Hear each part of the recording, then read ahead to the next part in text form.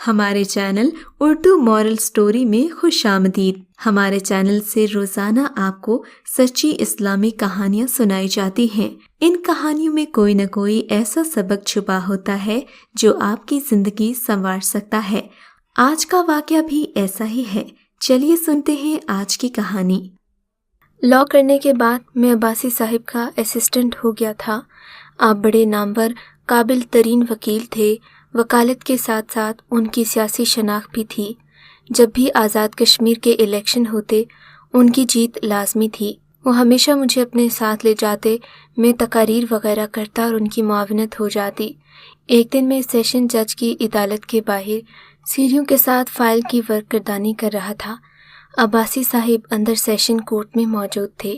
ناگہاں میری نظر ایک 22-23 سال کی خوبرو حسینہ لیڈی پولیس کسٹڈی میں تیز تیز قدم اٹھاتی دکھائی دی۔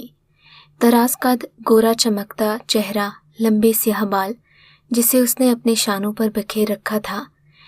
وہ محجبین جیکٹ میں ملبوس تھی، ان سے میچ کرتے جاگرز اور آنکھوں پر خوبصورتی سے براؤن چشمے پہن رکھے تھے۔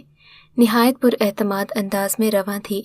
عدالت میں موجود وکلاء، موکلین، ساحلین سب اپنا کام چھوڑ کر اس کی طرف دھیان دے رہے تھے۔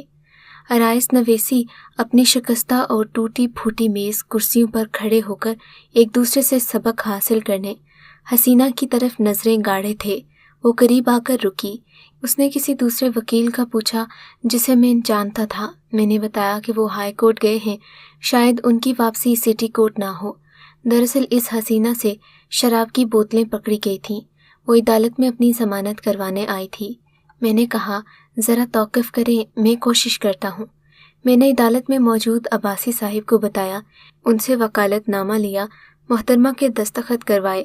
وکالت نامے میں انہوں نے اپنا نام الماس لکھا تھا۔ ان کی ضمانت منظور ہوئی تو یہ بہت شکر گزار ہوئیں۔ یہ میری الماس جی سے پہلی ملاقات تھی۔ کچھ ہی دنوں کے بعد یہ ملاقات جان پہچان میں تبدیل ہو گئی۔ پھر انہوں نے مجھے جو اپنی کہانی سنائی وہ کچھ یوں ہے۔ باپ کا پتہ نہیں، ماں کہتی تھی کہ نشے میں جھومتا رہتا تھا، اور ایک رات کے قصے کہانی کے نتیجے میں اماں کو میرا تحفہ دے گیا۔ اس نے پلٹ کر بھی نہ دیکھا تھا کہ ایک عورت کی کوکھ میں کیا چھوڑ آیا ہوں۔ میں اب طبلوں کی تھاپ اور گھنگروں کی جھنکار میں اپنے ارمانوں کا خون کرتی ہوں۔ میں ایک طوائف ہوں جس کا اس دنیا میں کوئی اپنا نہیں۔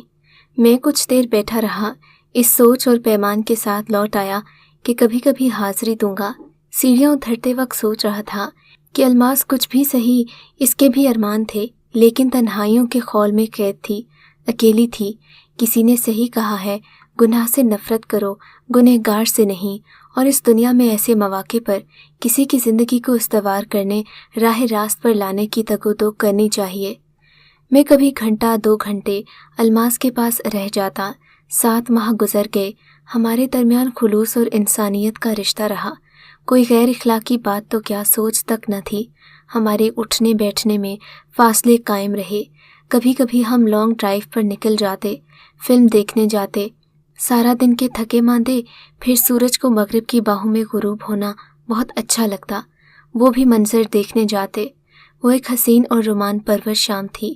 ہلکی ہلکی پھوار پڑ رہی تھی۔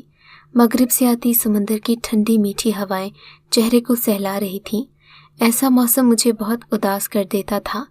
میں الماس کے پاس جا رہا تھا، دیکھا تو وہ ایک قیامت خیز اداؤں کے ساتھ، وہ لال ساڑھی میں ملبوس، اپنے بال سنوارنے میں مصروف تھی۔ خوشبو سے ماحول کو معطر کر رکھا تھا۔ کالی ساڑھی میں اس کا چاندنی کی طرح چمکتا چہرہ بھلی روشنی پھیلا رہا تھا۔ مجھے دیکھا بہت خوش ہوئی۔ میں نے کہا، الماس آپ کہیں باہر جا رہی ہیں تو میں پھر آ جاؤں گا۔ کہنے لگی، جانا تو تھا، اب آپ آئے ہیں تو کہیں جانے کو دل نہیں چاہ رہا۔ بیٹھ جائیے، آج ہم ڈھیروں باتیں کریں گے۔ وہ صوفے پر بیٹھ گئی۔ پہلی بار میں نے اسے اتنے قریب سے دیکھا۔ وہ میری بے تاب نگاہوں کو بغور دیکھ رہی تھی۔ اس نے کوئی بات نہیں کی۔ میں نے اس کے خوبصورت ہاتھوں پر اپنا ہاتھ رکھا۔ اس نے میرا ہاتھ ہٹا دیا۔ میں تو حیران رہ گیا۔ پھر کوئی بات کی تو میں نے اس کے کاندھے کو چھوا۔ اس نے غصے سے میرے ہاتھ کو جھٹکا اور کہنے لگی، کیا کرتے ہو؟ میں پریشان ہو گیا۔ میں نے ایسا کیا کیا تھا کہ اس کا رنگ ہی بدل گیا؟ وہ غصے سے مجھے تکے جا رہی تھی۔ میں بغیر کسی جرم و خطا شرم سے زمین میں گڑھا جا رہا تھا۔ میں نے غصے سے اسے مخاطب کیا، الماس کیا ہوا؟ کیوں تمہارا مزاج بدل گیا؟ کیا میں نے اس کی بات کاٹتے ہوئے، سنو تم خاموش رہو، مجھے بات کرنے دو، میں بات ختم کر دوں تو جو چاہو کہہ دینا الماس۔ میں جس جگہ بیٹھا ہوں اسے کوٹھا کہتے ہیں، عیاش لوگوں کا عشرت گدھا۔ جس عورت سے مخاطب ہوں وہ طوائف کہلاتی ہے، ناچنے والی۔ تم جہاں رہتی ہو وہ بازار گناہ کہلاتا ہے۔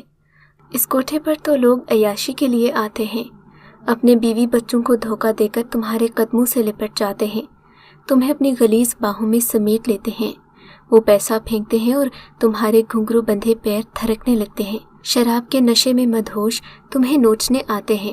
وہاں تو تم غصہ نہیں کرتی، تمہیں غیرت نہیں آتی۔ اگر میں نے پیار سے، محبت سے، نیک نیتی سے تمہارے بازوں کو چھوا ہے تو تم ماہی پیاب کی طرح تڑپ اٹھی، مجھے دور ہٹانے لگی جیسے میں کوئی پاپ کرنے جا رہا ہوں۔ تم نے میری نیت پر شک کیا، میری عزت نفس کو مجروح کیا۔ وہ بڑے غور سے میری باتیں سن رہی تھی، بڑے انہماک سے متوجہ تھی۔ میرے قریب آئی، میرے ہاتھ کو اپنے ہاتھوں میں تھاما اور بولی، غصے میں بڑے پیارے لگتے ہو، آج پتہ چلا تمہیں بولنا بھی آتا ہے۔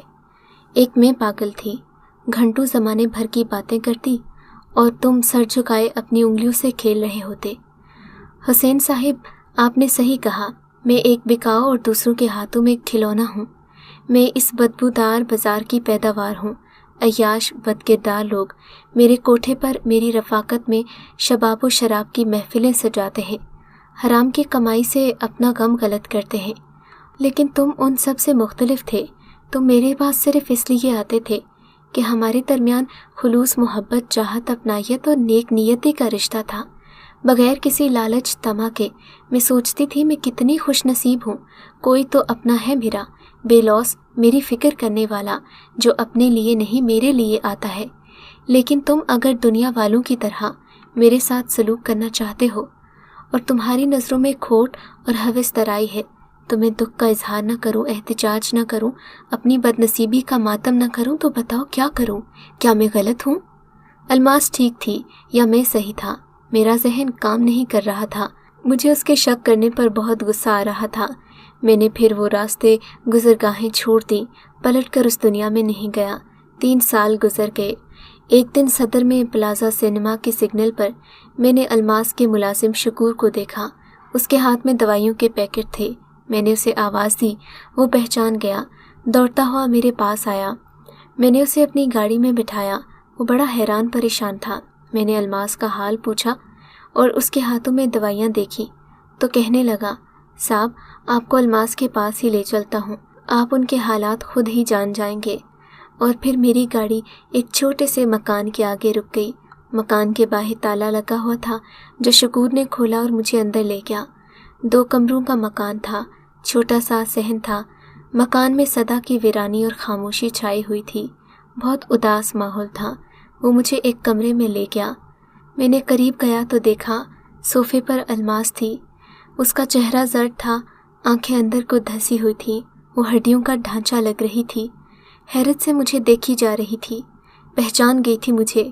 میں نے سہارا دے کر بٹھایا، پھر یکدم وہ روتے ہوئے میرے سینے سے لگ گئی اور زاروں قطار رونے لگی۔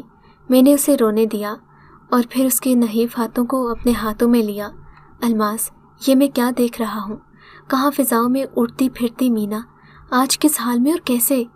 الماس نے اشارے سے شکور کو چائے بنانے کا کہا اور مجھ سے گویا ہوئی، حسین صاحب آپ آتے تھے تو میں بہت خوش ہوتی تھی، وہ میری زندگی کے حسین ترین ایام تھے۔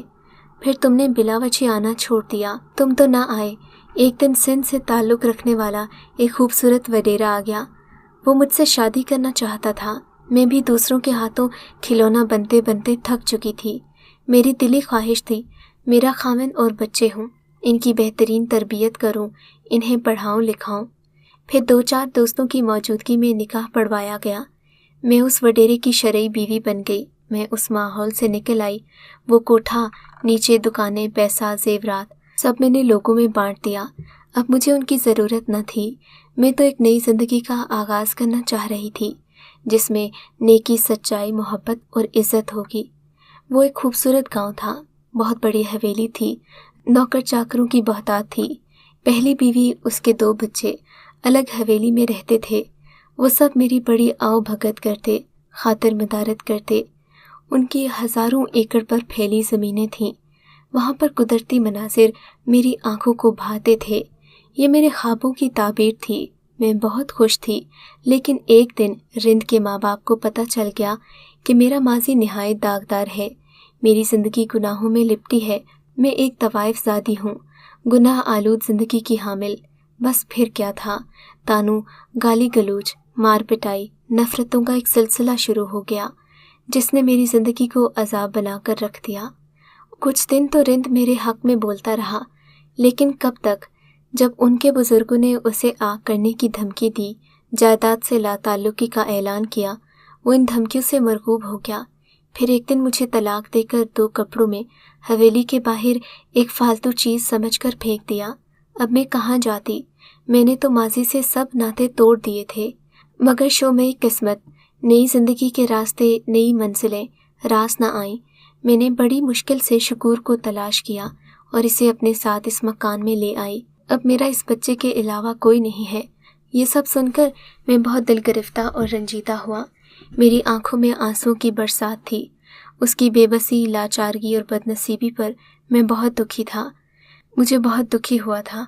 हुसैन साहिब, मैंने शकूर के नाम 2 दुकानें की थीं। उसने मुझे बताए बगैर एक दुकान बेच डाली। उसी से नान नफ़का चल रहा है। अलमास, अब तुम फिक्र न करो, मैं खुद तुम्हारा इलाज करवाऊंगा। बड़े से बड़े डॉक्टर से राब्ता करूंगा तो तुम ठीक हो जाओगी। मेरी बातें सुनकर वो बेचारी रो पड़ी। नहीं हुसैन साहिब, आगे कुछ न कहो। मेरे लिए ये बहुत है कि कल भी तुम मेरे साथ थे और आज भी दुख की इन घड़ियों में मेरे साथ हो। मुझे कैंसर है, मैं चंद दिनों की मेहमान हूँ। ये सुनकर वो और भी ज़्यादा रोने लगी। मैं अपने पाक परवरदिगार से सिर्फ़ 2 चीज़ें तलब करती हूँ। एक तो ये कि वो मेरे गुनाहों को बख्श दे, और दूसरा ये दुआ मांगा करती थी कि वो मुझे एक दफ़े आपसे मिला दे। मैं आपसे मिलना चाहती थी। अलमास ने ये कहा और फिर सच ही कहा था। वो चंद दिन की मेहमान थी।